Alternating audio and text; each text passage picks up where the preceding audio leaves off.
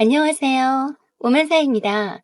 오늘의 주제는 사랑하는 가족을 버리고 사업비 때문에 도망친 남편이 장례식장에 나타나서 놀라 자빠졌습니다. 란 내용입니다. 오늘의 사연 읽어드리겠습니다. 저는 누구나 다 아는 공기업에 근무하고 있습니다. 10년째 두 딸들을 혼자서 키우고 있습니다. 남편은 없냐고요? 남편은 10년째 어디 있는지 연락조차 없습니다. 죽었는지 살았는지 알 수도 없습니다. 살기 바빠서 남편이 어디 있는지 수소문조차 못하고 있었습니다. 연로하신 시어머니도 함께 살고 있어요. 죽었다는 말이 없으니 어딘가에 살고 있겠거니 하고 생각하고 있었습니다. 큰딸이 10살 때 그리고 작은 딸이 8살 때였어요. 남편은 버려놓았던 사업들이 부도가 나고 빚이 감당하지 못할 만큼 돼버리자 가장이혼을 하고서 혼자 해외로 도망쳤습니다. 아이들을 잘 부탁한다면서 꼭 다시 돌아오겠다던 남편이었습니다. 그때 내 나이 38살이었고 남편 나이는 40세였네요. 남편은 결혼 초엔 누구나 다 아는 대기업에 근무하고 있었는데 꿈이 큰 사람이어서 늘 오너가 되기를 바랬었죠. 남 밑에서 일하는 성격이 아니라서 학원 사업부터 해서 정수기 사업, 그리고 저도 알지 못하는 사업을 벌이기 시작했습니다. 남편이 워낙 똑똑하고 사업수완이 좋아서 처음엔 순풍에 덧달듯이 순조롭게 사업이 잘 진행되었어요. 거기에서 멈췄어야 했는데 처음 시작한 사업이 잘 되어가는 것에 고무되어서 사업을 확장하기 시작했습니다. 특별히 금전적으로 뒷배경이 없었던 남편은 기존 사업을 보증으로 은행 대출과 투자 유치를 과감히 해나가면서 무리하게 사업을 확장시켰어요. 하지만 늘 변수가 생기는 법이죠. 아무도 예상치 못한 믿었던 동업자의 거액의 횡령이란 변수가 터졌습니다. 사업을 확장하기 바쁘다 보니 주변 관리에 소홀히 한 탓이었겠죠. 그러면서 도미노식으로 걷잡을 수 없이 사업 운영이 어려워지기 시작하더니 급기야 부도가 터지고 투자했던 사람들의 빚독촉에 시달리기 시작했습니다. 유일한 안정적인 생계수단인 제 월급이 압류당하는 걸 막으려고 남편은 가장이혼을 하자고 했었고 저희 회사에까지 빚쟁이들이 찾아오니까 혼자서 해외로 나가 있다가 돈 벌어서 다시 오겠다고 하고는 어머니와 애들을 잘 부탁한다고 하면서 야밤도주 하듯이 도망쳤습니다. 남편이 안 보이자 채권자들도 차츰 찾아와서 괴롭히는 일이 잦아들었어요. 그리고 아이들도 차츰 아빠 없이 사는 것에 익숙해졌습니다. 저도 물론 시어머니가 살림을 조금 도와주시긴 했지만 회사 일에 애들 교육에 살림에 정신없는 세월 보냈어요. 그래서 한 번씩 남편의 근황이 궁금도 했지만 연락 한 번 주지 않더군요. 아무도 남편 생사는 모른 채 세월이 지나왔습니다. 서방님이 두 분이나 계셨지만 남편의 평소 우중에 따라 맏며느리 역할은 절대 소홀히 하지 않았습니다. 곧 죽는다 해도 장남인 자기 역할을 동생들에게 내놓는 성격이 아닌 것을 알았기 때문이었죠. 언젠간 돌아오게 될 남편의 자리를 굳건히 지켜주고 싶었거든요. 그렇습니다. 가족이 있는 곳이니 꼭 돌아오리라 믿었습니다. 그런 시간들이 차곡히 쌓여서 10여 년이 훌쩍 넘어가니 모두들 수군대기 시작했어요. 연락을 하지 않는 것을 보니 어디에서 객사를 했다는 둥, 외국에서 딴 살림을 차려서 사느라고 가족을 잊었다는 둥, 친척분들은 나이 드신 시어머니를 모시고 두 딸을 키우면서도 장남 며느리 역할을 하는 저를 보면서 매우 안쓰럽게 보셨습니다. 심지어 이젠 시어머니도 시동생들에게 맡기고 재혼하라는 말까지 나왔었네요. 그럼에도 불구하고 시댁 경조사나 시댁 행사에 장남 며느리로서 빠짐없이 시어머니 모시고 다녔고 없는 남편을 대신해서 막내 시동생 결혼과 집안일을 모두 주관했었네요. 그런 세월을 10년 넘게 보내다 보니 세월에 장사가 없다는 옛말처럼 어느새 중년의 티가 나는 아줌마가 다 되어버렸습니다. 남편이 떠날 때 모습 그대로 유지하고 싶었건만 날씬했던 몸매는 뱃살이 두둑해졌고 얼굴엔 세월의 흔적이 고스란히 남아있으니 지금이라도 남편이 온다면 생소하고 어색해하지 않을까 하고 걱정이 되기도 했습니다. 초등학교 3학년이었던 큰딸은 바램대로 공부를 잘해서 교대에 진학했고, 둘째 딸은 유아특수교육학과에 지원해서 올해 합격했습니다. 다행히도 엄마 속을 한 번도 태우지도 않고 잘 자라주어서 참 감사한 일이었죠. 그런데 갑자기 시어머님이 쓰러지셨습니다. 노안으로 몸이 많이 안 좋으셨는데 가벼운 감기 증상이 폐렴으로 발전하면서 돌아가시게 되었습니다. 마지막에 큰아들을 보고 싶다고 하시면서 이젠 안 오려나 보다고 하시면서 저보고도 기다리지 말라고 하셨습니다. 그동안 티를 내지 않으셨을 뿐이지 큰아들을 무척이나 기다리셨던가 봅니다. 결국 아들 얼굴 보지 못하고 돌아가셨어요. 그때 남편이 보고 싶더군요. 어머니가 돌아가셨는데 어디서 죽었는지 살았는지 생사 확인이라도 했으면 좋으련만 아마도 못 오고 연락 못하는 중대한 이유라도 생긴 것이 아닌지 걱정이 되었습니다. 그렇게 시어머님은 마지막까지 큰아들을 그리워하다 하늘나라로 가셨어요. 코로나 때문에 장례식장에는 가까운 친척들과 시동생들 가족들과 저희 두 딸이 지키고 있었고 점원만 간단히 하고 대부분 식사도 하지 않으시고 가셔서 대체로 한산한 분위기였습니다. 그런데 눈에 띄게 하얀 백발 스포츠 머리에 마스크를 쓰고 남자 한 분이 시어머님 영정 앞에서 구슬피 울었습니다. 꼭 사연이 있는 사람처럼 한참을 무릎 꿇고 오시길래 모두들 쳐다보았습니다. 시어머님과 어떤 관계이실까 궁금했습니다.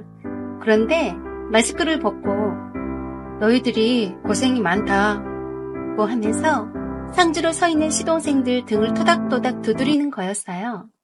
너무나 많이 달라진 모습이었지만 목소리하며 영락없는 딸들 아빠였습니다. 저도 모르게 다리에 힘이 풀리면서 나자빠졌습니다. 그리고 소리 없이 울었습니다.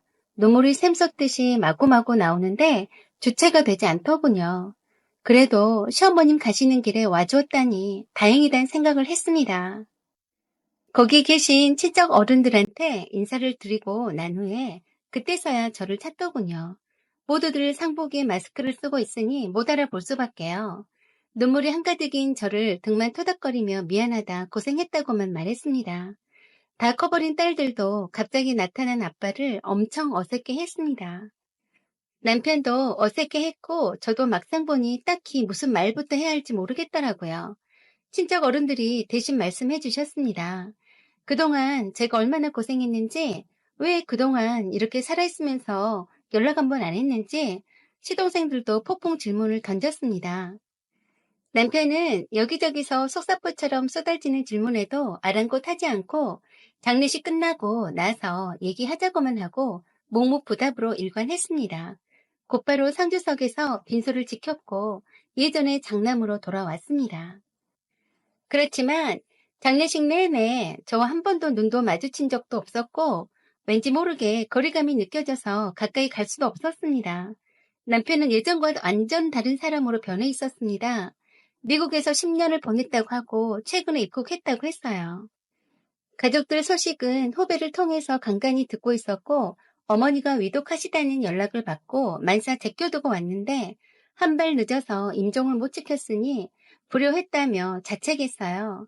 그동안 미국에서 부동산 중개업을 하고 자리를 완전히 잡을 때까지 입국할 생각이 아니었다고 했습니다. 천성이 그놈의 병 때문이었네요. 사업병 때문에 일에 집중하느라 그 세월을 다 보내버린 거였습니다. 틀림없이 어느 정도 사업을 일구어서 금이 환영하려는 욕심 때문에 처자식과 어머니와 동생들에게도 연락 한 번 안 한 거네요. 장례식이 끝난 후 식구들이 모두 집에 모였습니다. 시동생들이 이왕 왔으니 오래 머물다가 가라고 했고 아니면 저를 데리고 가라고 주문했습니다. 이제 그만 떨어져 살라면서 형수도 이번 기회에 회사 퇴직하고 형 따라가라고 했습니다. 남편은 안 된다고 단호히 말하더군요. 미국에 당장 돌아갈 거고 정리가 잘 되면 돌아오겠다고 하는데 언제라고 기약할 수 없다고 했어요. 그리고 딸들 결혼식 때는 무슨 일이 있어도 온다고 다짐을 하는 것 보니 영원히 이곳을 떠나려는 심산인 것 같았습니다. 그리고 딸들 결혼식 자금과 대학 학비를 보내주겠다고 하면서 저에게는 가장 이혼이 아니라 진짜 이혼을 하자고 해서 깜짝 놀랐습니다. 그동안 시어머니 모시고 딸들 키워준 것 보상해주겠다고 했어요. 그리고 굳이 집을 놔두고 호텔 숙소에 가서 자더라고요. 저한테 전혀 애정이 없어 보였고 남남 같아서 참 서글펐습니다. 혹시나 여자가 있나 없나 물어볼 필요도 없겠더라고요. 그리고 무엇이 그리 급한지 위자료로 제 명의로 된 새 아파트를 사주겠다고 했는데 거절했습니다. 꼭 먹고 이젠 떨어져라 란 기분이 들어서 정말 싫었습니다. 정말로 진짜 이혼하는 것 같아서 싫었어요. 난 단지 남편이 꼭 돌아오겠다는 말만 믿고 내 가족이라서 시어머님도 모셨고 시동생들도 함께 챙겨왔는데 나를 남보듯 하다니 슬펐습니다. 이왕 이렇게 된 거 기혼 내자고 했습니다. 그리고 남편에게 제안을 했어요. 나에게 진짜로 보상을 하고 싶으면 지금 가지고 있는 것의 80%를 달라고 했습니다. 대부분을 주고 떠나라고 했어요. 지난 10년 동안 내 모든 것을 당신의 자식과 시어머니 봉양에 그리고 당신의 빈자리에 쏟아부었으니 80%도 아깝지 않을 것이라고 했죠. 그렇지 않고서는 절대 놔줄 수 없다고 했습니다. 다 주고 떠나든지 우리 가족으로 옆에서 남아있던지 양단의 결정을 하라고 했습니다. 고개를 끄덕끄덕하며 깊이 생각해보겠다고 하고서는 미국으로 소리소문 없이 떠났습니다. 이런 방구 없이 다시 떠난 남편. 아직도 그런 남자를 나는 남편이라고 부르고 있으니 한심하네요. 아무리 10년 동안 떨어져 있다 한들 그래도 저는 아직도 두 딸을 낳고 키워온 마누라인데 저한테 아무런 감정이 없는 걸까요? 저는 남편이 그동안 어찌 지냈는지 아직 많은 것들이 궁금하기만 한데 마주 앉아 다정하게 얘기도 나눠보지 못하고 휑하니 떠나갔네요. 온다 간다 말도 없이 가는 남편이 야속하기만 합니다. 적어도 애들을 어떻게 키웠는지 어떻게 생활해 나갔는지 물어봐야 하는 건 아닌지 정말 너무 서운해서 눈물이 납니다. 연락처도 알고 있으면서 전화 한 통도 하기가 그리 힘들었을까요? 그리고 미국에 도착했으면 도착했다고 연락 주면 어디가 덧나나요? 그리고 딴 여자 만나서 살림 차렸으면 그랬다고 말해주면 안 되나요? 그리고 나를 싫어하는 건 태도로 이미 알고도 남겼는데 애들 엄마로서 그냥 대해주면 안 되나요? 남편이 집을 떠나 있었던 10년 동안에도 이렇게나 남편 때문에 힘이 들지 않았는데 막상 실물을 영접하게 되니 정말 힘듭니다. 무표정한 얼굴과 지극히 냉정한 말투, 그리고 거리감 등이 저를 힘들게 했습니다. 처음부터 나타나지 않았다면 모를까 뿅 하고 나타났다가 10년 전에 야밤에 몰래 도망쳤던 것처럼 이번에도 도망치듯이 가버리니 지난날이 후회가 되네요. 그러던 중 어느 날 미국에서 남편에게서 전화가 왔습니다. 양단의 결정을 하라는 저의 말을 깊이 새겨듣고 진지하게 생각을 많이 했노라며 미국에서의 삶을 정리하고 한국으로 돌아가겠노라고 했습니다. 바로 함께 살거나 하진 않겠지만 가족과 가까이서 지내고 싶다고 했어요. 가족은 함께 지내야 가족인데 가까이 살겠다니 어줍잖은 억지 책임감을 안겨줬나 싶어 그럴 필요 없다고 했습니다. 이왕 하고 싶은 대로 하고 살았으니 이제 와서 처자식이 발목 잡고 싶지 않다고 했고 편한 대로 하고 살라고 했습니다. 아무튼 미국 생활을 차츰 정리해 갈 테니 조금만 기다려달라고 하더군요. 언뜻 들으면 정말 반가운 소리 같지만 미국 생활 접는데 정리하는 시간이 또 얼마나 걸릴지 알 수 없는 노릇입니다. 남편의 사업에 대한 욕망과 욕심을 다 아는 처지라 쉽게 정리하고 오기까지는 엄청난 인내심을 갖고 기다려야 할 것 같기에 저는 기다리지 않겠노라고 말했습니다. 남편은 또 언제 올지 기약이 없습니다. 이젠 기다리지 않을 거고 두 딸들만 기대어서 내 인생을 다시 새롭게 출발해야 할 것 같습니다. 가장 이혼을 하고 처자식을 버리고 갔을 때 10년 전에 이미 남편은 우리 가족이 아니었던 것을 이제야 깨닫습니다.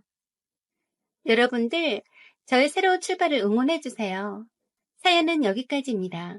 소중한 댓글과 구독과 좋아요, 그리고 알람 설정 부탁드립니다. 사연 제보도 기다립니다. 여기까지 시청해주셔서 감사드립니다. 좋은 날 되세요.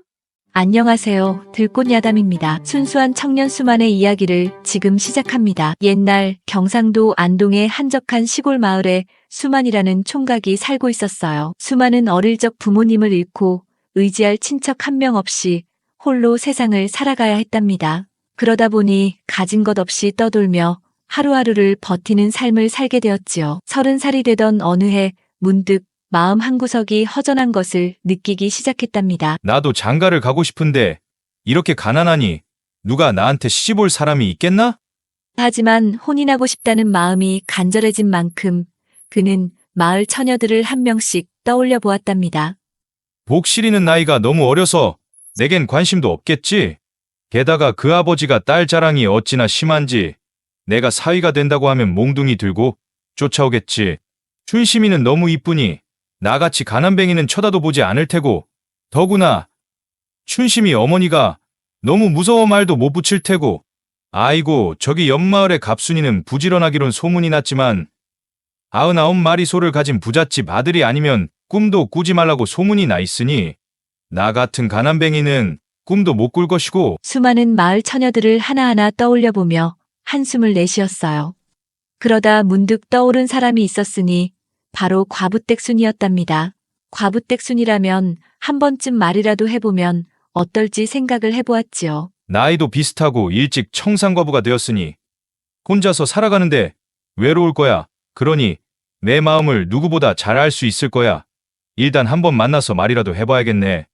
수많은 허름한 옷차림이지만 나름대로 단정히 몸을 꾸미고 산길을 따라 순이의 집으로 향했어요. 작은 집 앞에 다다른 그는 땀이 흐르는 손을 닦으며 깊게 숨을 들이마셨지요. 문을 두드리자 순이가 나왔습니다. 수만 씨, 무슨 일이신가요? 수만은 잠시 말을 망설이다가 결심한 듯 입을 열었답니다. 순이 씨, 드릴 말씀이 있어서 왔습니다. 잠시만 시간을 내주십시오. 순이는 어리둥절한 얼굴로 집 안으로 수만을 들였어요. 자리를 잡고 앉은 수만은 떨리는 목소리로 말을 꺼냈습니다. 저는 가난하고 가진 것 없는 사람입니다. 하지만 아직 건강한 몸을 갖고 있고 여러 가지로 힘도 아주 셉니다. 오래전부터 순이 씨를 마음에 두고 있었고 순이 씨와 새로운 삶을 시작하고 싶어 이렇게 말씀드립니다. 순이는 그 말을 듣고 깜짝 놀라며 당황한 표정을 지었어요. 수만 씨, 저는 과부랍니다. 이미 남편을 잃고 혼자가 된 사람에게 그런 말씀을 하시다니. 저는 다시 혼인한다는 건 생각해보지 않았어요. 하지만 수만은 물러서지 않았어요. 순이 씨, 저도 압니다. 하지만 젊은 순이 씨가 평생 혼자 살기에는 너무 젊고 아름다우십니다. 저도 이제 혼인하여 행복한 가정을 꾸리고 싶어서 이렇게 순이 씨께 청혼을 하는 것입니다. 제가 가진 건 없지만 순이 씨와 가정을 꾸리면 열심히 일하여 순이 씨와 알콩달콩 살고 싶습니다. 하지만 너무 갑작스럽게 청혼을 받은 순이는 그럴 수 없다고 단번에 거절하였지요. 그렇지만 수만은 단념하지 않고 순이의 마음을 돌리려 노력하였지요. 그리하여 다음 날부터 수만은 순이의 집에 자주 찾아갔어요. 집이 허술한 것을 보고 틈새를 막아주고 무너져가는 울타리를 고쳐주며 말했지요. 아무래도 이런 건 남자 손이 가야 튼튼하게 만들어지지요? 수만은 너스레를 떨며 순이네 집 울타리를 고쳐주는가 하면 부엌에 땔감이 없자 산에 가서 나뭇가지들을 한 짐 주워다 부엌에 쌓아두기도 하였지요. 혼자 살면서 힘든 일 가릴 것 없이 혼자 해결하던 순이는 수만이 힘든 일을 거들어주니 마음이 서서히 수만에게 기울기 시작했지요. 그의 끈질기고 성실한 구애의 끝에 결국 순이는 마음을 열기 시작했답니다. 수만 씨, 그동안 수만 씨의 정성에 제 마음이 변화가 왔지 뭐예요. 혼자보다는 둘이 함께 사는 것이 낫겠다는 생각이 들어요. 수만 씨가 이 집으로 들어오는 것은 어떨까요? 수만은 기쁨에 겨워 순이의 손을 꼭 잡으며 말했지요. 순이 씨, 절 믿어주어서 고맙습니다. 제가 가진 것은 없지만 튼튼한 팔다리가 있으니 열심히 일하면 우리 둘이 사는 데는 걱정 없을 것입니다. 결국 두 사람은 정화수 한 그릇 떠놓고 혼인하였고 가진 것 없는 초가집이었지만 나이 30에 만난 과부댁 순이와의 사랑은 알콩달콩 밤이면 깨볶는 냄새가 온 마을에 풍기었다지요. 그렇게 가난 속에서도 희망을 품고 살아가던 어느 날 순이는 몸이 조금씩 무거워지는 것을 느꼈답니다. 여보, 우리 집에 아기가 찾아왔나 봐요. 그 말을 들은 수만은 어찌나 기쁘던지 움막이 떠나갈 듯이 웃음을 터뜨렸어요. 정말이요? 이놈이 제 어미를 닮아 얼마나 예쁠지 벌써 기대가 됩니다. 새 생명의 기쁨이 작고 허술한 초가집에 가득했지만 기쁨은 오래가지 못했답니다. 그 해는 이미 2년째 이어지는 극심한 가뭄으로 온 마을이 시름에 잠겨 있었어요. 논과 밭은 메마른 땅처럼 갈라져 있었고 하늘을 바라보며 비를 기원하는 사람들의 기도는 점점 지쳐갔지요. 수만과 순이도 마찬가지였습니다. 끼니를 잇는 날보다 굶는 날이 더 많았고 수만은 어떻게든 먹을 것을 구해보려고 산과 들을 헤매었지만 말라버린 땅에서 먹을 것을 구하기란 쉽지 않았지요. 여보, 오늘은 칡뿌리를 캐왔소. 어찌나 깊이 들어있던지 이놈을 캐느라 전 먹던 힘까지 다 썼지. 뭐요? 오늘은 이것으로 배를 채워봅시다. 이렇듯 한 끼를 때우기 위해서 산속을 뒤지거나 약초를 캐어 장터에 팔아 사보리 한 줌이라도 얻어오는 것이 전부였지요. 수만은 늘 순이에게 미안한 마음뿐이었어요. 뱃속의 아이는 점점 자라는데 순이의 얼굴은 날마다 더 창백해졌지요. 허리와 다리까지 퉁퉁 부었고 기운이 없어 종일 누워있는 날이 많아졌어요. 여보, 아기 태어나기 전에 건강이 더 나빠지면 어떡하지요? 순이의 목소리에는 걱정과 불안이 가득했지만 수만은 억지로 미소를 지으며 대답했답니다. 여보, 걱정 마요. 우리 아이도 당신도 제가 꼭 지킬 겁니다. 내일은 더 깊은 산속으로 들어가 보겠소. 그러나 수만의 발길은 갈수록 헛돌기만 했어요. 이미 마을 곳곳의 사람들마저 배급받은 곡식을 쪼개며 버티고 있었고 어디를 가도 배를 줄이는 사람들 뿐이었지요. 여보, 오늘은 이거로 하루 끼니를 해결해야겠소. 수만이 힘겹게 구해온 것은 말라비틀어진 감자 몇 알과 거친 보리 몇 줌뿐이었어요. 순이는 그것마저 고맙다며 작은 솥단지에 쑤어 남편과 나누어 먹었답니다. 하지만 그마저도 금세 바닥이 났지요. 산에 가서 뜯어오는 나무 뿌리나 풀뿌리를 삶아서 먹는 날이 허다하였으니 기력이 다해 쓰러질 듯한 날들이 이어졌고 날이 추워 나무 한 짐 뗀 구들장은 얼음장처럼 싸늘했어요. 그런데 엎친 데 덮친 격으로 바로 그 한밤중에 순이가 갑자기 배를 부여잡고 쓰러졌어요. 여보, 아기가 나오려나 봐요. 수만은 당황해서 어쩔 줄 몰라 하며 바닥에 걸레를 깔고 허둥지둥 물을 끓이려 했지만 부엌 안에 불을 피울 나무조차 없었답니다. 여보, 조금만 힘을 내시오. 내가 어떻게든 해보겠소. 수만은 떨리는 손으로 순이를 붙잡으며 눈물까지 글썽였어요. 엄동설한 한밤중에 산통이 찾아와 도움을 청할 사람도 없이 수만이 혼자 감당하기엔 너무 벅찬 일이었습니다. 결국 순이는 차디찬 바람이 스며드는 방 안에서 혼자 힘으로 아기를 낳아야 했답니다. 그날 밤 순이의 고통을 담은 비명소리가 방 안을 가득 채웠고 마침내 아이의 울음소리가 어둠 속을 가르며 울려 퍼졌어요. 하지만 기쁨도 잠시 아이를 낳은 산모에게 줄 것이 아무것도 없다는 현실에 수만을 당혹스럽게 하였지요. 산모가 무엇이라도 먹어야 갓 태어난 아기에게 젖을 물릴 텐데 깊은 한밤중이라 어디에서도 먹을 것을 구할 길이 없었답니다. 순산이라도 했으면 다행인데 순이는 그동안 제대로 먹지도 못하고 쇠약해진 몸으로 겨우겨우 온 힘을 다해 아이를 낳고는 기력이 완전히 바닥나 버렸어요. 여보, 우리 아들이야. 아들 낳았소. 눈 좀 떠보시오. 수만은 갓 태어난 아이를 품에 안고 떨리는 목소리로 순이를 애타게 불렀어요. 하지만 순이의 눈은 점점 더 감겨만 갔고 얼굴은 창백하게 변해갔답니다. 숨소리도 점차 가늘어지는 듯 했어요. 수만은 너무도 다급한 나머지 벌떡 일어나 부엌으로 달려갔어요. 이미 부엌엔 아무것도 남아있지 않다는 걸 뻔히 알면서도 마지막 희망을 걸고 필사적으로 살림을 뒤졌답니다. 쌀 한 톨이라도 뭐라도 남아 있어야 하는데 제발 뭐라도 있어야 해. 우리 아기를 위해서라도. 수만의 눈에는 이미 눈물이 가득 차 흐르고 있었어요. 하지만 아무리 애를 써서 찾아봐도 부엌간에는 목숨을 이어갈 만한 것이 하나도 없었답니다. 그러다 수만은 쌀독 바닥에 달라붙은 곡물가루 부스러기 같은 것을 발견했어요. 텅 비어버린 줄로만 알았던 쌀독에서 마치 마지막 희망처럼 반짝이는 부스러기가 보였지요. 수만은 독을 거꾸로 들고 손으로 탁탁 털어냈어요. 겨우 반줌 남짓한 곡물가루가 나왔습니다. 그것을 솥에 넣고 물을 부어 끓였답니다. 멀건 죽이었지만 수만에게는 아내를 살릴 유일한 희망이었어요. 여보, 이거라도 좀 먹어봅시다. 정신 차리고 이 물을 마시오. 수만은 떨리는 손으로 그 멀건 죽을 아내의 입술에 떠넣어 주었지요. 하지만 겨우 물 위에 둥둥 떠있는 곡물 부스러기를 먹는다고 해서 힘이 날 리가 없었지요. 순이는 출산으로 이미 온몸의 기력을 잃은 상태였고 정신이 오락가락하며 숨소리조차 희미해졌답니다. 여보, 눈 좀 떠봐요. 여보, 제발 나랑 약속했잖소. 우리 아기랑 같이 잘 살자고. 수만은 울먹이며 아내를 애타게 불렀지만 순이는 대답이 없었어요. 입술은 창백했고 눈꺼풀은 꿈쩍도 하지 않았지요. 그 순간 수만은 모든 것이 무너지는 것 같았어요. 수만은 아내가 세상을 뜨려 하는 상황에 절망하며 아이를 품에 안은 채 눈물과 콧물을 쏟아냈습니다. 여보, 이렇게 죽으면 안 돼요. 우리 아기와 나는 어떻게 살라고. 제발 정신 좀 차려줘요.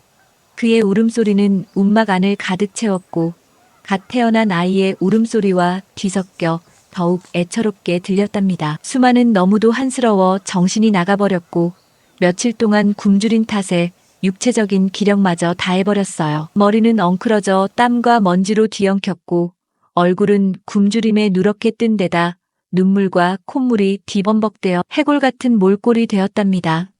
그러다 결국 탈진하여 그 자리에서 기절하듯 잠이 들어버렸습니다. 작은 아기의 울음소리만이 가늘게 이어졌지요. 잠시 후 순이는 희미하게나마 정신이 돌아오는 것 같았어요. 하지만 몸은 전혀 움직일 수 없었답니다. 손가락 하나, 눈꺼풀 하나도 뜻대로 되지 않았지요. 그런데 이상하게도 집 앞에 누군가 서 있는 기척이 온몸으로 느껴졌어요. 그들은 바로 자신의 혼을 데리러 온 2명의 저승사자였답니다. 순이는 그 사실을 직감적으로 알았어요. 아, 이제 정말 죽는구나. 이 불쌍한 내 새끼. 태어나자마자 엄마 없이 자라야 한다니. 머릿속에서 탄식이 떠나지 않았지요. 그러던 찰나 저승사자 중 한 명이 한숨을 푹 쉬며 말했어요.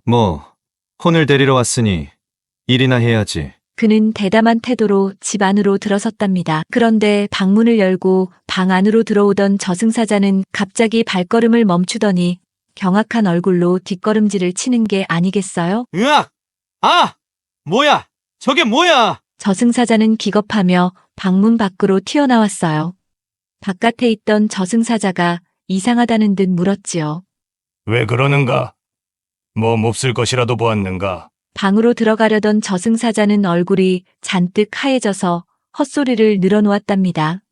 방 안에 괴물이 있네! 세상에 태어나서 그런 무서운 건 처음 봤다니까 그러네! 얼굴은 얼룩덜룩하고 헝클어진 머리칼은 마치 뱀이 꿈틀대는 것 같고 눈은 퀭에서 꺼내질 것 같고 오금이 저려서 도저히 못 들어가겠네! 밖에 있던 저승사자가 콧방귀를 뀌며 말했답니다. 에이, 뭐 그깟 괴물에게 겁을 내는가? 명색이 저승사자라는 놈이. 내가 직접 가서 봐야겠네. 그러더니 앞에 있던 저승사자를 밀치고 방으로 들어갔어요. 그런데 얼마 지나지 않아 방으로 들어갔던 저승사자 역시 방문을 박차고 나와서는 얼굴이 새하얗게 질려 덜덜 떨면서 말했답니다. 진짜 괴물이 많네. 밖에 있던 저승사자가 물었어요. 내가 본 게 괴물이 맞지? 방 밖으로 뛰어나온 저승사자는 부들부들 떨며 답했어요. 그 괴물이 방 안에서 쪼그리고 앉아서 우리를 노려보고 있잖아.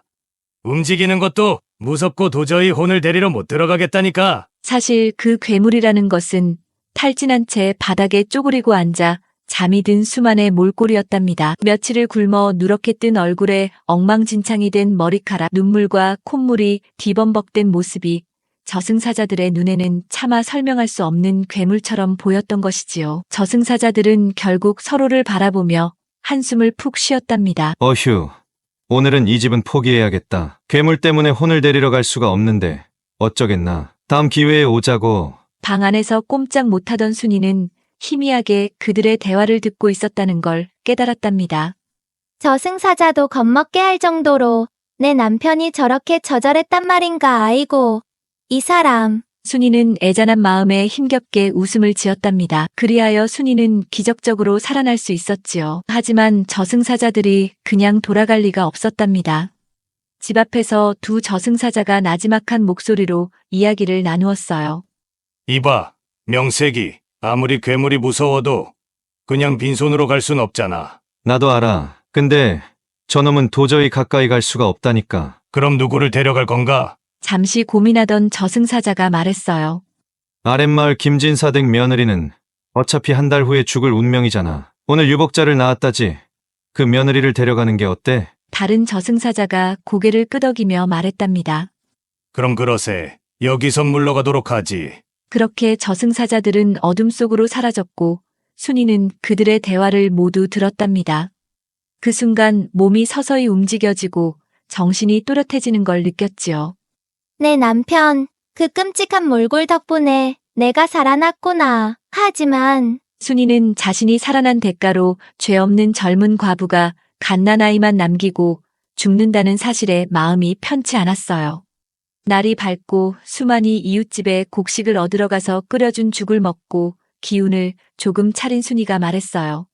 여보, 얼른 제를 넘어 아랫마을 김진사 댁에 가보세요. 그 집에 초상이 났을 거예요. 딴 말은 하지 마시고 태어난 아기에게 젖은 우리가 먹이겠다라고만 하세요. 수만은 영문도 모르고 순이의 다급한 목소리에 고개를 끄덕였어요. 알겠소. 나중에 무슨 일인지 꼭 설명해 주어야 하오. 그렇게 수만은 아내의 말대로 서둘러 아랫마을로 달려갔답니다. 마을에 도착하니 온 동네가 소란스러웠어요. 수만은 지나가던 마을 사람을 붙잡고 물었지요. 이봐요. 무슨 일이 난 겁니까? 그 사람은 한숨을 푹 쉬며 대답했어요.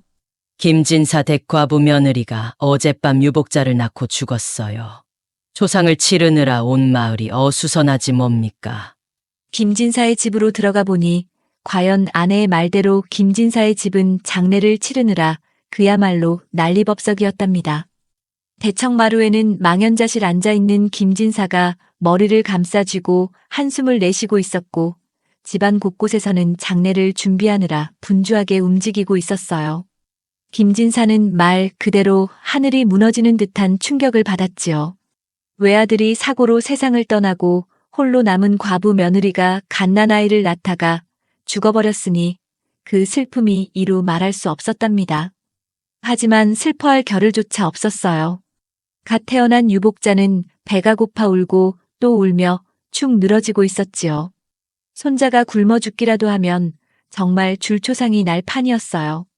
수많은 대청마루에 앉아있는 김진사에게 다가가 공손히 머리를 조아렸어요. 김진사 어르신, 제 아내가 갓난아기에게 젖을 먹일 수 있습니다. 어제 제 아내도 아들을 낳았기에 젖이 나옵니다. 며느님 초상으로 경황이 없으니 저희 아내가 손자에게 젖을 주어도 되겠냐고 여쭈어보라 하여 이렇게 찾아뵈었습니다. 김진사는 그 말을 듣더니 눈물을 글썽이며 일어났답니다. 이 사람, 그게 정말인가? 내 손자가 이렇게 죽게 생겼는데 자네 아내가 젖을 먹여준다면 그 은혜는 평생 잊지 않겠네. 수많은 김진사의 손자를 품에 안고 집으로 돌아갔어요. 힘없이 축 늘어져 있던 아기는 젖을 물자 어디서 힘이 났는지 잘 나오지도 않는 젖을 쭉쭉 빨아먹고는 이내 행복한 얼굴로 잠이 들었답니다. 순이는 두 아이를 바라보며 눈물을 훔쳤어요. 자기 대신 목숨을 잃은 김진사 댁 며느리를 떠올릴 때마다 미안한 마음이 가슴 깊이 자리 잡았지요. 내가 살아난 대신 저분이 떠난 거잖아. 갓난아이만 남겨두고 세상을 뜨다니. 그분은 얼마나 안타까웠을까. 순이는 유복자인 손자를 보며 결심했답니다. 이 아이를 내가 내 아들처럼 키워줘야겠어. 그래야 조금이나마 저 며느리님께 속죄할 수 있겠지. 다음 날 순이는 수만과 함께 김진사를 찾아갔어요. 김진사는 손자가 무사히 젖을 먹고 살아난 소식을 듣고서 그들을 반갑게 맞이했답니다. 아이고, 자네들 덕분에 내 손자가 살았구먼. 정말 고맙네. 내가 어찌 이 은혜를 갚을지 모르겠네. 순이는 대청마루에 정중히 앉아 조심스럽게 말을 꺼냈어요. 김진사 어르신, 한 말씀 올려도 되겠습니까? 순이는 손에 힘을 주며 간절한 눈빛으로 말했어요. 제가 아이를 낳고 보니 세상에 갓 태어나 엄마 젖도 못 먹고 자랄 진사님 댁 손자를 생각하니 마음이 편치 않아 제 아이와 함께 젖을 물리며 제가 돌봐드려도 될까요? 김진사에게는 더할 나위 없이 고마운 말이었지요. 아이고, 이 못난 늙은이를 대신해 그런 생각을 한다니. 얘가 뭐라 감사를 해야 할지 모르겠구먼. 자네가 내 손자를 그렇게 생각해 주니 이 늙은이 마음이 조금은 가벼워지네. 그렇게만 해준다면 내 자네들이 살아갈 수 있도록 최대한으로 돕겠네. 그리곤 한참을 생각하던 김진사는 어렵게 말을 이어갔습니다. 이보게, 수만이, 내 듣기로 자네 살림살이가 넉넉지 않아 살기 힘들다 들었네. 그러니 차라리 자네 가족이 모두 우리 집으로 들어와서 사는 것이 어떤가? 수만은 그 말을 듣고 눈이 휘둥그레졌어요. 그게 정말이십니까? 김진사가 고개를 끄덕이며 말을 이었어요.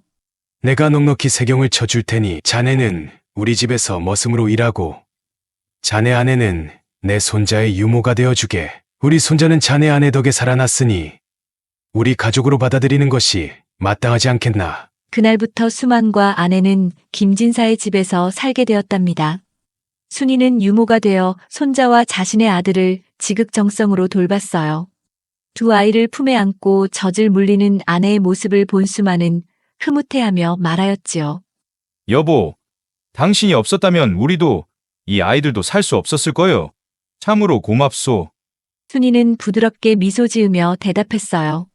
여보, 우리 함께 이 아이들을 잘 키워요. 이 아이들 덕분에 우리가 가난에서 벗어날 수 있고 이렇게 걱정 없이 살게 되었으니 이 아이들이 복덩이인가 봅니다. 그렇게 두 사람은 김진사의 집에서 편안하게 살게 되었지요. 그리하여 손자가 무럭무럭 잘 자라고 몇 년이 지나 문득 김진사는 자기가 죽었을 때 남겨진 손자에 대해 걱정을 하게 되었지요. 김진사는 결심하여 수만을 불러 깊은 한숨을 내쉬며 천천히 말을 꺼냈습니다. 수만이, 자네도 알다시피 난 외아들을 잃고 이제는 손자가 내 집안의 마지막 핏줄이네. 그런데 이 손자를 제대로 키우려면 누군가가 내 자리를 대신해줘야 하네. 내 살 날이 얼마 남았을지 보장을 못하니 아이의 장래가 심히 걱정되어서 말이야.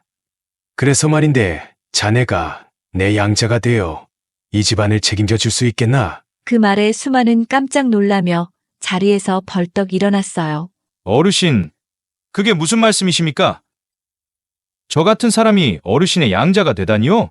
너무 과분한 말씀이십니다. 하지만 김진사는 단호하게 말을 이었어요. 아니네. 자네처럼 성실하고 마음이 굳은 사람이 아니면 누가 이 집을 맡아 손자를 잘 키우겠나? 자네가 내 양자가 되면 내 손자는 당연히 자네 양아들이 되는 셈이니 이보다 더 안전한 관계가 어디 있겠나? 자네가 이 집을 맡아주지 않으면 내 죽어도 눈을 감지 못할 걸세. 수만은 잠시 말을 잇지 못했지만 깊은 생각 끝에 무릎을 꿇고 말했답니다. 어르신, 우리 가족을 받아주시고 이렇게 큰 은혜를 베풀어 주신 것만으로도 감사한데 제가 양자가 되는 것은 두렵고도 큰 책임 가지게 되는 일이지요. 그렇지만 도련님을 위해 그리고 어르신의 뜻을 받들기 위해 저 김수만이가 그 역할을 충실히 해내겠습니다. 김진사는 크게 웃으며 수만의 어깨를 두드렸어요. 그래, 그 말만으로도 내 마음이 한결 가벼워지는구먼. 이제부터는 우리 모두 한 가족이네. 서로 의지하며 잘 살아가세. 그렇게 수만은 김진사의 양자가 되었고 집안의 일을 맡아 점차 큰 역할을 하게 되었답니다. 김진사는 그런 순이와 수만을 보며 늘 흐뭇한 미소를 지었지요. 세월이 흘러 두 아이는 무럭무럭 자라났어요. 김진사는 어느 날 밤 대청마루에 홀로 앉아 깊은 한숨을 내쉬며 하늘을 바라보고 있었습니다. 그는 문득 자기 생이 얼마 남지 않았음을 직감했지요. 그렇게 손자가 태어난 지 10년 만에 김진사는 세상을 떠나게 되었어요. 김진사는 죽으며 이 집안의 모든 경제권을 수만에게 일임하고 손자가 장성할 때까지 잘 돌봐줄 것을 신신당부하며 세상을 떠나게 되었답니다. 김진사가 평화롭게 눈을 감고 세상을 떠난 지 얼마 되지 않아 그 소식이 멀리서 살던 친척들에게도 전해졌습니다. 김진사는 생전에 외아들과 손자만을 가족으로 여기고 살았기에 그의 친척들은 왕래가 거의 없었지요. 하지만 그의 죽음과 동시에 친척들이 갑자기 김진사 집에 하나둘 나타나기 시작했답니다. 그들은 대청마루에 삼삼오오 모여 앉아 마치 자신들이 이 집의 주인인 양 목소리를 높이기 시작했어요. 우리가 김씨 집안의 피부치인데 손자를 우리 문중에서 키워야지. 진사 어르신께서 평생 쌓아온 재산이 고작 머슴 출신에게 넘어가는 꼴을 두고 볼 수는 없지 않는가? 그렇고 말고 우리 문중의 재산이 저런 사람에게 돌아가게 놔둘 순 없지. 수만이 일을 하던 중이었지만 그들의 대화는 수만이 들으라는 듯 크고 우렁찼지요. 결국 그들 중 한 사람이 대청으로 들어와 수만을 노려보며 비꼬듯 말을 꺼냈지요. 자네 이 집에서 머슴으로 일한다지? 감히 진사 어르신의 집에서 주인 행세라도 하려는 건가? 그들의 말은 칼처럼 날카로웠고 그 속엔 김진사의 재산을 차지하려는 속셈이 가득했어요. 아첨이라도 해서 어르신의 마음을 얻은 모양인데 우리가 진짜 김씨 집안의 주인이네. 그러니 이 집과 재산은 당연히 우리가 지켜야 하지 않겠나? 수만은 잠시 일을 멈추고 그들을 쳐다봤어요. 그의 눈엔 분노 대신 흔들림 없는 결의가 담겨 있었답니다. 어르신께서는 생전에 저를 양자로 삼으셨고 손자를 지키라는 유언을 남기셨습니다. 이 재산은 도련님이 장성할 때까지 저희가 관리하기로 되어 있습니다. 그것이 어르신의 마지막 뜻이었습니다. 수만의 목소리는 단호했지만 친척들의 얼굴은 점점 더 붉어졌습니다. 유언이라니. 그런 말로 우리를 속이려 하다니. 증거라도 있는가? 수만은 차분히 유언장을 꺼내들며 말했어요. 여기 어르신께서 작성하신 유언장입니다. 법적 효력이 분명히 명시되어 있습니다. 어르신의 손자와 그를 양육할 책임은 제게 맡겨졌습니다. 친척들은 유언장을 보며 화를 참지 못했어요. 그런 종의 한 장이 뭐 대수냐? 우린 진사 어르신의 피부치야. 우리야말로 이 손자를 돌볼 자격이 있어. 수만은 숨을 고르고 단호한 목소리로 다시 입을 열었어요. 여러분은 어르신께서 외아들과 며느리를 잃고 슬픔에 잠겨 있을 때 어디 계셨습니까? 어르신께 아무 도움도 드리지 않았던 분들이 이제 와서 도련님을 지키겠다고요? 저는 그분과 마지막까지 함께하며 도련님을 지켜달라는 당부를 받았습니다. 그 약속을 훼손하려 한다면 제 목숨을 걸고라도 막아내겠습니다. 수만과 친척들의 말다툼이 점점 격해질 때 갑자기 10살이 된 손자가 대청으로 올라왔습니다. 조그마한 몸집에도 단단한 기운이 느껴졌고 눈빛은 어른스러울 정도로 또렷했지요. 그만하세요. 아이의 목소리가 대청마루에 울려 퍼지자 어른들은 잠시 말을 멈추고 아이를 바라보았습니다. 손자는 고개를 꼿꼿이 세운 채 친척들을 향해 강단 있는 목소리로 외쳤습니다. 나는 일찍이 집안 문중에 대해서는 할아버지께 들은 바가 없고 내 양아버지께서 나를 이렇게까지 키워주셨으며 앞으로도 양부모를 의지하며 살 것이니 문중이라고 이제야 나타나신 분들은 이제 그만 이 집에서 나가주시기를 바랍니다. 어르신들 같은 사람들은 이 집안의 재산이나 일에 관여할 자격이 없어요. 할아버지가 돌아가실 때까지 한 번이라도 이 집에 와보셨나요? 저는 그런 어른들이 이 집에 대해 왈가왈부하는 걸 듣고 있을 수 없어요. 아이의 한마디 한마디는 뼈가 있었고 친척들은 당황한 표정을 감추지 못했어요. 손자는 계속해서 말을 이었습니다. 우리 집안을 잘 이끌어 주실 분은 양아버지뿐이에요. 할아버지와 저를 끝까지 지켜주셨고 우리를 위해 모든 걸 바치셨습니다. 할아버지도 그걸 아셨기에 양아버지에게 이 집을 맡긴 거예요. 제가 이 집의 손자로서 선언합니다. 양아버지는 이 집의 주인입니다. 그러니 문중이라고 이 집에 관하여 욕심내지 마세요. 손자의 당당한 태도에 대청마루가 조용해졌습니다. 친척들은 당혹스러운 표정으로 서로를 바라봤지만 누구도 쉽게 반박하지 못했어요. 그 순간 수많은 아이를 보며 눈가가 살짝 젖었지만 곧 평정심을 되찾고 단호한 목소리로 말했습니다. 도련님이 이렇게 말씀하시니 더 이상 제가 무슨 말을 덧붙이겠습니까? 하지만 한 가지는 분명히 하겠습니다. 이 집과 재산은 김진사 어르신의 뜻에 따라 도련님을 위해 사용될 것입니다. 그 뜻을 훼손하려는 어떠한 시도도 용납하지 않겠습니다. 친척들은 결국 아무 말도 못한 채 쓴소리를 남기고 물러났습니다. 좋아. 어디 얼마나 잘 지키는지 두고 보지. 그들은 도포 자락을 펄럭이며 씩씩대고는 김진사 집을 떠났고 수만은 조용히 손자의 어깨를 감싸며 낮은 목소리로 말했습니다. 도련님, 감사합니다. 제게 이런 큰 믿음을 주시다니 절대 실망하게 하지 않겠습니다. 손자는 고개를 끄덕이며 대답했어요. 할아버지가 제게 늘 말씀하셨습니다. 양아버지는 이 집을 지킬 유일한 분이라고요. 제가 믿는 건 그 말뿐이에요. 그날 밤 수만은 창호 밖으로 스며드는 달빛을 보며 다시 한번 결심했답니다. 그리하여 10년의 세월이 또 흘렀고 김진사의 손자와 수만의 아들은 어엿한 청년으로 자랐지요.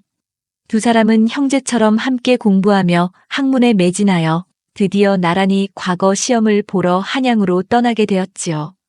아버지, 어머니, 저희가 반드시 좋은 소식을 들고 오겠습니다. 그리고 마침내 기쁜 소식이 들려왔습니다. 두 청년이 나란히 급제했다는 것이었지요. 마을은 온통 축제 분위기가 되었고 수만과 순이는 눈물을 흘리며 서로를 부둥켜 안았어요. 여보, 어르신께서 이 모습을 보셨다면 얼마나 기뻐하셨을까? 두 아이가 모두 훌륭히 자라 이 집안을 이렇게 빛내고 있으니 말이오. 한양에서 돌아온 두 청년은 집에 도착하자마자 가장 먼저 김진사의 묘를 찾았습니다. 묘 앞에 나란히 무릎을 꿇은 두 사람은 정성스럽게 절을 올렸어요. 할아버지, 저희가 드디어 과거에 급제했습니다. 이제 할아버지의 뜻을 이어 이 집안을 빛내고 나라를 위해 충성하며 살겠습니다. 두 청년이 정성스럽게 절을 마치자 수만과 순이는 멀리서 그 모습을 바라보며 가슴이 뭉클해졌답니다. 여보, 두 아이가 정말 잘 자라줬어요. 어르신께서도 저 하늘에서 보고 계실 거예요. 그러게 어르신께서 남긴 뜻을 저 아이들이 훌륭히 이어가고 있으니 이 집안이 든든할 수밖에 없구먼. 김진사의 묘 앞에서 밝게 빛나는 달빛 아래 두 청년과 수만 가족의 결속은 더없이 빛나고 있었습니다. 그 집안은 이후에도 명문가로 자리 잡으며 오랫동안 마을의 자랑이 되었답니다.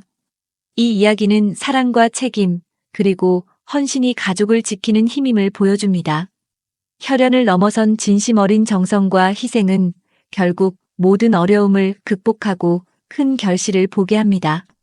물질적 유산보다 중요한 것은 그것을 지키고 이을 사람들의 진정한 마음과 노력이라는 교훈을 전달합니다. 오늘도 시청해주셔서 감사합니다. 매주 월요일 수요일 재미난 이야기가 업로드되니 구독과 좋아요, 알림 설정 해두시고 자주 놀러오셔요. 안녕하세요. 들꽃야담입니다. 조선 후기 유교 문화에 의해 여인들에게 강요된 정절 때문에 과부들은 힘겹게 살아야 했지만 과부들의 옹달샘을 시원하게 뚫어준 소금 장수 이야기 지금부터 시작합니다. 구독, 좋아요 눌러주실 거죠? 조선 성종대에 이르러 경국대전에 법적으로 과부의 재혼을 금지하는 조항이 편찬되면서 과부의 정절을 더욱 강조하는 사회적 분위기가 조성되었습니다. 그로 말미암아 마을마다 혼자 사는 여인들이 점차 늘어났고 가혹한 법제도 탓에 그들의 한이 날로 쌓여가던 시절이었지요. 소금장 수충시기는 그날도 수레에 소금을 가득 싣고 이 마을 저 마을을 돌며 소금을 팔고 있었습니다. 소금 사세요. 단단하고 맛 좋은 소금이 왔습니다. 짭조름한 맛이 혀끝을 간지리고 한번 맛보면 잊을 수 없지요. 그는 목이 터져라 소리를 높여가며 장사를 하고 있었습니다. 마침 큰 대문이 열리더니 복실이 나오며 말했습니다. 소금 맛은 짠데 무슨 맛이 그리 좋다고 떠드는 거예요. 우리 마님께서 소금 좀 보자 하시니 안으로 들어오시지요. 충식이 수레를 끌고 대문 안으로 들어가 보니 곱게 차려입은 중년 부인이 기다리고 있었습니다. 마님 소금 장수 들어왔습니다. 마님, 한번 녹여보시면 부드럽게 스며들고 입안 가득 깊은 맛이 퍼집니다. 한번 맛을 보시지요. 넉살스럽게 권하는 충식의 말에 마님은 살짝 미소 지으며 대답했습니다. 소금 맛이야 다 거기서 거기지 뭐 특별한 것이 있겠는가? 정말 그리 특별한 맛인지 한번 맛을 보세나. 예, 마님, 저희 소금을 맛보시면 오래도록 그 맛을 잊지 못하실 겁니다. 그래, 어디 한번 줘보시게. 충식이 소금을 한 움큼 손바닥 위에 내밀자 마님은 다소곳이 소금을 집어 입에 넣었습니다. 사실 소금 맛이야 다 거기서 거기였지만 호들갑 떠는 충식의 넉살에 살짝 웃음이 났지요. 짭조름한 것이 감칠맛도 나는 것 같으니 한 말만 주게나. 간수는 잘 뺐겠지? 그럼요, 마님. 이 소금이야말로 전남 무안에서 직접 가져온 것이옵니다. 넉넉하게 드릴 테니 걱정하지 마십시오. 그렇게 해서 충식은 소금 가마니에서 한 말을 재어 팔았습니다. 가마니를 다시 묶고 있는데 웬 마른 하늘에 날벼락이랍니까? 맑았던 하늘에서 갑자기 비가 쏟아지기 시작했습니다. 아이코, 이게 무슨 날벼락인가? 내 소금 다 녹아버리겠구먼. 충식은 다급히 수레를 처마 밑으로 끌며 멋쩍게 웃었습니다. 마님, 죄송합니다만 비가 그칠 때까지 잠시 머물러도 되겠습니까요? 그러자 마님은 아무 일도 아니라는 듯 덤덤히 대답했습니다. 그러시게 저기 헛간에 수레를 끌어놓게나 빗물이 들지 않을 테니 안전할 걸세. 그런데 한참이 지나도 비가 그칠 기미가 보이지 않았지요. 점심때가 되었지만 충식은 주막에 갈 수도 없어. 그저 우물가에서 물을 벌컥벌컥 들이켜며 허기를 달래야 했습니다. 그때 마당에서 복실이 나와 그를 불렀습니다. 마님께서 점심을 먹고 가시라 하십니다요. 이렇게 비가 쏟아지고 있는데 주막으로 갈 수도 없을 테니 여기서 점심을 드시지요. 라며 잘 차려진 밥상을 들고 나왔지요. 뜻밖의 호의에 충식은 감사히 식사를 마쳤고 밥값이라도 대신하겠다는 마음으로 헛간 뒤편에 쌓여있는 장작더미를 보고 말하였습니다. 마님, 신세만 질 순 없으니 저기 쌓여있는 장작이라도 패서 신세를 갚고 싶습니다요. 그리하여 충식은 도끼를 손에 쥐고 장작더미 앞에 섰습니다. 습기를 머금은 더운 공기 속에서 금세 땀이 솟아나자 그는 상의를 훌쩍 벗어젖혔지요. 튼튼한 어깨와 팔 근육이 움직일 때마다 쩍쩍 패지는 장작 소리가 마당 가득 울려 퍼졌습니다. 그 모습을 방문 틈 사이로 우연히 보게 된 마님은 사내의 근육질의 몸을 보게 되자 그만 두근거림에 가슴이 살짝 떨렸습니다. 생각지도 못했던 장면에 기묘한 설렘이 밀려온 것이지요.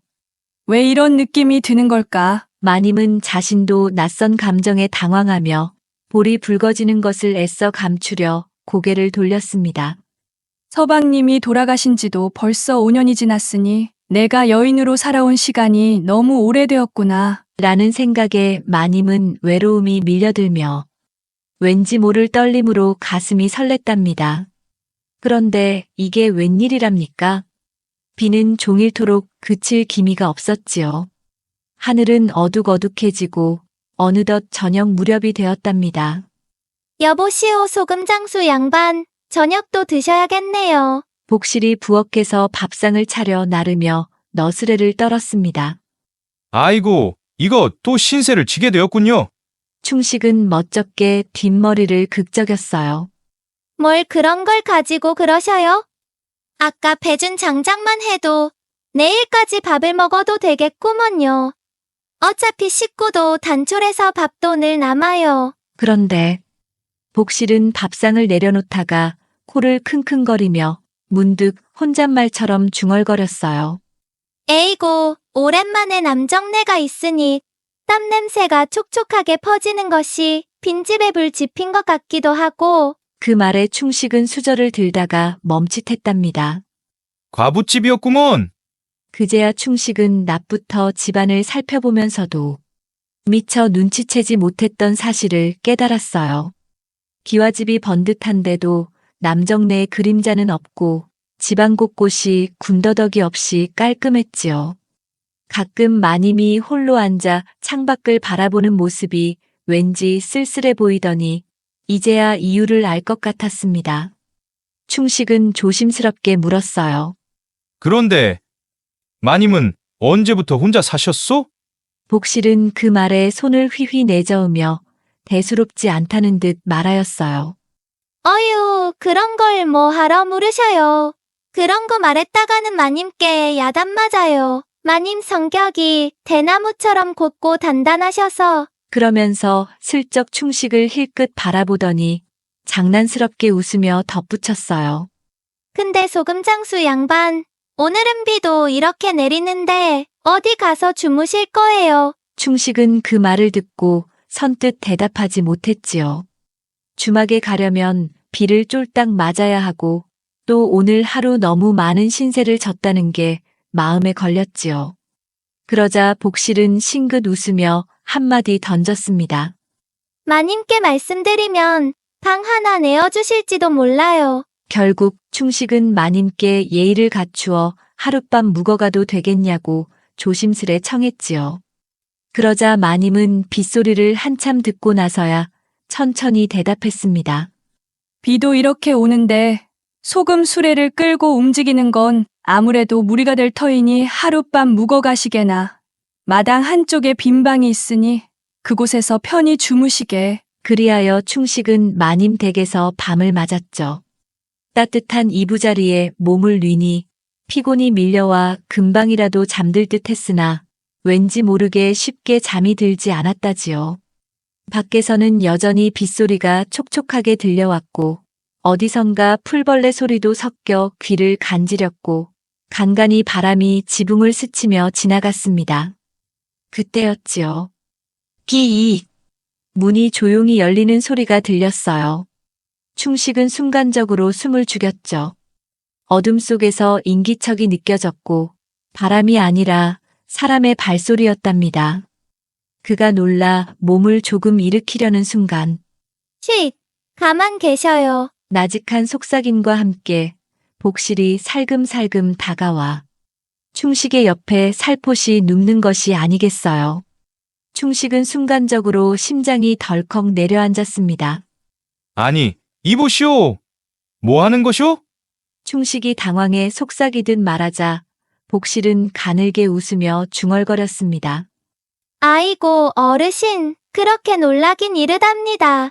오랜만에 남정네 기운이 느껴지니 갑자기 땀, 냄새가 더 맡고 싶어 이리 들어왔습니다. 갑자기 홀린 듯이 이끌려 이리 들어왔습니다. 소인을 내치지 말아주세요. 그리하여 복실은 충식의 가슴팍을 파고들며 파르르 떨었답니다. 과부집이라 그런지 밤이 너무 길어요. 충식은 목소리를 낮춰 속삭였지요. 이러다 마님께 들키기라도 하면 어찌하려고 이러시오? 그러자 복실은 더욱 장난스러운 표정을 지었어요. 아이 참, 그런 걱정은 마세요. 마님은 깊이 잠드시면 누가 업어가도 모르시는 분이십니다. 그리곤 기다렸다는 듯이 복실은 먹잇감을 잡은 맹수처럼 충식의 윗도리를 풀어 헤쳤습니다. 충식은 더 이상 아무 말도 할 수 없었죠. 방 안에는 은은한 습기와 빗소리가 가득했고 어느새 복실의 체온이 이부자리를 타고 스며들며 장작 팰 때보다 더 뜨거운 가슴으로 복실이를 맞이하였답니다. 복실의 풍만한 가슴이 터질 듯 부풀어 올라 충식의 몸을 간질거렸고 불끈 솟아오른 충식은 복실의 깊은 옹달샘을 탐하고 말았답니다. 두 사람은 격렬하게 서로를 탐하고 쾌락의 즐거움을 한껏 맛보았지요. 그렇게 오랜만에 뜨거운 밤을 보낸 복실은 새벽이 되어서야 눈을 떴어요. 비는 이미 그친 듯 했으나 밤새 내린 빗물의 흔적이 마당 곳곳에 남아 있었답니다. 새벽 안개가 살짝 내려앉은 뜰에는 적막함만이 감돌았고 집안의 모든 것은 여전히 깊은 잠에 빠져 있는 듯 하였지요. 그러나 조용한 마당을 가로지르는 작은 인기척 하나. 끽! 마님은 뒷간 문을 열고 나오려다 문득 걸음을 멈추었답니다. 손님이 묵는 뒷방에서 누군가 나오고 있었으니까요. 마님은 반사적으로 몸을 굳혀 숨죽인 채 충식의 방에서 나오는 복실을 보게 되었답니다. 복실은 조심스럽게 문을 닫더니 혹시라도 인기척이 들릴까? 마님, 오늘은 소금 장수가 언년네 집에서 장작을 패고 묵는다고 합니다. 마님, 오늘은 춘심이 과수집에서 묵는다고 하대요. 라는 이야기가 들려오자 마님은 서서히 속이 뒤집어지는 기분이었답니다. 분명 내 집에서 묵게 해주고 지게까지 내주었거늘. 겉으로는 고고한 마님, 지체 높은 양반댁 여인으로서 대수롭지 않은 척했지만 내심 답답하고 어딘가 씁쓸한 기분을 감출 수가 없었습니다.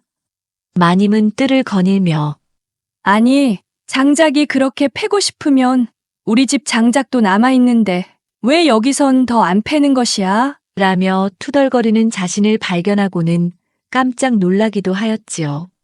아니, 나는 왜 이런 생각을 하는 것이지? 마님은 스스로를 다잡으려 했지만 이미 한번 피어난 욕망은 쉽게 가라앉지 않았습니다. 마님은 창문을 통해 달빛이 내려앉은 뜰을 바라보며 한숨을 내쉬었습니다.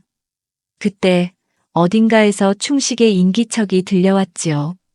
그가 마당 한쪽에서 지게를 내려놓고 허리를 펴는 모습이 보였습니다. 달빛에 비친 그의 실루엣이 낯설지 않으면서도 왠지 평소보다 더 선명하게 느껴졌습니다. 가슴속에서 묘한 감정이 일렁였습니다. 이러면 안 되는데. 마님은 스스로를 다잡으려 했지만 이미 가슴속 깊이 말라있던 옹달샘에는 서서히 물이 고이기 시작하고 있었습니다. 그리고 그녀는 그 옹달샘을 그냥 말려둘 생각이 없었다지요. 충식은 마당 한가운데에서 소금을 정리한 지게를 내려놓고 허리를 쭉 펴며 길게 한숨을 내쉬었지요. 그때 안채 쪽에서 조용히 충식을 부르는 소리가 들렸습니다. 이보시게 충식이. 충식은 깜짝 놀라 고개를 들었지요. 마님이 문 앞에 서 있었습니다. 마님, 아직 안 주무셨습니까? 마님은 한동안 뜰을 바라보며 가만히 서 있다가 조용히 입을 열었습니다. 오늘 밤은 나와 함께 한잔하는 것이 어떤가? 뜻밖의 말이었지요. 마님께서 술을 드신다고요? 충식은 놀란 듯 되물었지만 마님은 그저 고요한 미소를 머금었어요. 이따금 한잔할 때도 있지. 하지만 혼자 마시는 술은 영 외로워서 말이야. 그녀의 말이 바람결에 실려왔습니다. 잠시 침묵이 흐른 뒤 충식은 머리를 극적이며 씩 웃으며 말하였어요. 저도 오늘은 일이 고되어 술 생각이 간절했는데 마침 잘 되었습니다. 마님께서 한 잔 주신다면 감사히 받겠습니다. 그럼 이리 들게. 마님은 차분하게 잔을 채우며 충식을 바라보았지요. 오래간만에 남정네와 술을 나누는구려. 그동안 아주 적적하셨나 봅니다, 마님. 안하기 혼자 살다 보면 이런 일 저런 일 왜 없었겠나. 마님은 슬픈 듯 눈에 눈물이 고이며 말을 멈추고 손끝으로 잔을 살짝 굴렸습니다. 그리하여 주거니 받거니 술기운이 오른 마님이 입을 열었습니다. 자네, 소금도 이제 다 팔아가는구먼. 네. 마님 덕분에 수월하게 몇 달 팔 소금을 다 팔았지 뭡니까? 내 익히 소문을 들어 알고 있네. 자네 덕분에 마을에 안악들이 겨울에 쓸 장작도 다 준비하고 안악들 얼굴까지 활짝 피었다는데 무슨 방도가 따로 있었나? 나도 궁금하구먼. 마님의 그 말에 충식은 한참을 망설이며 술만 연거푸 마시더니 드디어 입을 열었지요. 뭐 특별한 것은 없사오나 마을 안악들과 마님은 신분이 다르니 소인 놈 따위가 어찌 감히 마님의 옹달샘 물길을 틀 수 있겠사옵니까? 충식의 말이 끝나기가 무섭게 마님은 얼른 속내를 비추었어요. 이보시게 나도 옹달샘에 고인 물을 줄줄 흐르게 하고 싶구먼. 마님의 솔직한 마음을 알게 된 충식은 알딸딸한 기분으로 마님을 쳐다보니 그날따라 마님이 그렇게 이쁘게 보일 수가 없었다지요. 그리하여 충식은 자연스럽게 마님께 다가가 마님의 옷고름을 풀어 헤치는 순간 뽀얀 살결이 눈이 부시게 아름답고 충식의 숨소리는 거칠게 헐떡거리며 고운 마님의 입술을 달콤하게 탐하며 뜨거운 욕망을 쏟아부었지요. 그러다 보니 오랜만에 산에 살 내음을 맡은 마님은 쾌락과 죄책감에 휩싸여 불타는 욕정에 몸을 부르러 떨었습니다. 그날 밤 마님의 옹달샘도 맑은 물이 줄줄 흐르도록 물기를 터주었답니다. 붉게 물든 마님의 얼굴이 수줍게 웃고 있었습니다. 충식도 마님이 싫지만은 않았기에 덥석 끌어안았지요. 그리하여 온 마을의 과부들의 얼굴에 생기가 돌고 소금 장수는 이제 마을에서 제일 입김이 센 사내가 되어 있었겠지요. 하지만 이제 소금을 다 판 충식은 마을을 떠날 때가 되었답니다. 그리하여 수레를 정리하고 있는데 갑자기 광군들이 들이닥쳤습니다. 내 놈이 소금 장수더냐? 오라를 받아라. 충식은 영문도 모른 채 오라에 묶여 관아로 끌려가게 되었습니다. 사또 앞에 머리를 조아린 충식은 벌벌 떨며 말하였어요. 사또 나리, 소인은 그저 소금을 팔아 생계를 이어가는 떠돌이 장수일 뿐이옵니다. 도대체 무슨 죄가 있단 말씀이옵니까? 사또는 콧방귀를 뀌며 탁자를 내리쳤습니다. 이놈! 정녕 소금만 팔았단 말이냐? 온 마을 여인들에게 풍기를 어지럽혔다는 소문이 자자한데 어찌하여 거짓을 늘어놓는 것이냐? 풍기를 어지럽히다니요. 소인은 살기 어려운 안악들에게 손을 보탰을 뿐인데 어찌 이리 몰아세우십니까? 그때 마님이 조용히 앞으로 나서며 말하였습니다. 사또 나리, 남자가 아내를 잃으면 얼마 지나지 않아 재혼을 허락받고 그것이 당연한 일이 됩니다. 그러나 여인은 어찌하여 그러지 못한단 말입니까? 사또는 당황하는 얼굴로 말하였지요. 그야 그것이 나라의 법이니라. 여인은 절개를 지켜야 하는 것이 나라의 법도이거늘 어찌하여 법도를 가지고 운운하는 것이냐? 마님은 콧방귀를 끼듯 피식 웃으며 말하였지요. 절개라, 법도라 하지만 사또 나리, 어찌하여 그 절개와 법도는 여인에게만 강요되는 것이옵니까? 그 말에 마을 과부들이 일제히 웅성거리기 시작했지요. 맞습니다. 우리는 살기 위해 장작을 패야 하고 장작을 패려면 하루 품삯을 주어야 하는데 그럴 만한 돈이 남아나는 것도 아니고요. 소금 장수가 마을을 돌아다니며 우리를 도와주었을 뿐인데 이것이 풍기문란이라 한다면 도대체 우리더러 어떻게 살라는 말씀이십니까? 사또는 한참 동안 침묵했지요. 그는 분명 이들을 벌해야 하지만 과부들의 현실을 외면할 수도 없었답니다. 고민 끝에 사또는 한숨을 쉬며 선언했어요. 좋다. 충식, 내 놈이 참으로 별난 소금 장수로다. 소금은 짭짤한데 마을 과부들의 얼굴은 달콤하게 변하였으니 사또는 일부러 헛기침하며 과부들을 쓱 훑어보았겠지요. 이번 일은 그냥 넘어가겠다.